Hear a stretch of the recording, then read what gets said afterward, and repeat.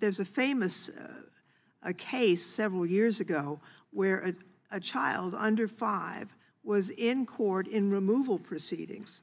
And the immigration judge was saying, well, do you understand your rights? I mean, this kid had a teddy bear. Obviously, the child did not understand his rights. He was in no position to really understand what was going on. Or, you know, when I've gone to the border talking to some of the people entering, I've encountered aunts and grandmas who are taking small children because their parents have been murdered in Central America. I think of the 2-year-old or 3-year-old unaccompanied child at the border,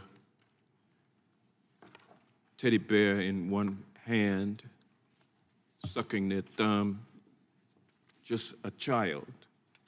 And I think of that symbol and what it should mean to people around the world, regardless of language, regardless of creed or color.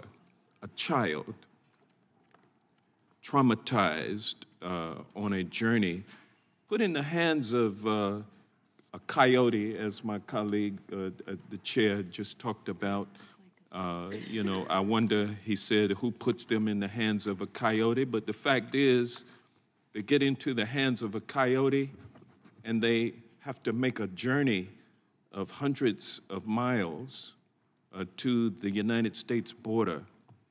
And the trauma that that little thumb-sucking child went through to get to the border should mean something to every American. I believe that the Democrats, my colleagues on the other side, have finally acknowledged the horrors and the inhumanity of the Biden and Mayorkas border policies, describing a 2- or 3-year-old child arriving unaccompanied without an adult at the border because of a coyote who has brought that child there, and then demanding that the taxpayers of America provide that child with legal representation.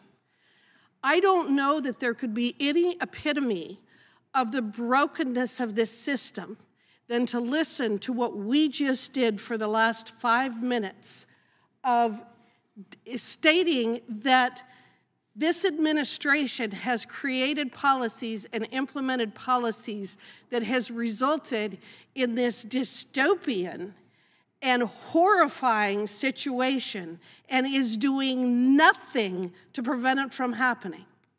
And when the folks on my side of the aisle, when the Republicans come forward with a border policy that would prevent those kinds of things from happening, your response is, all it is money.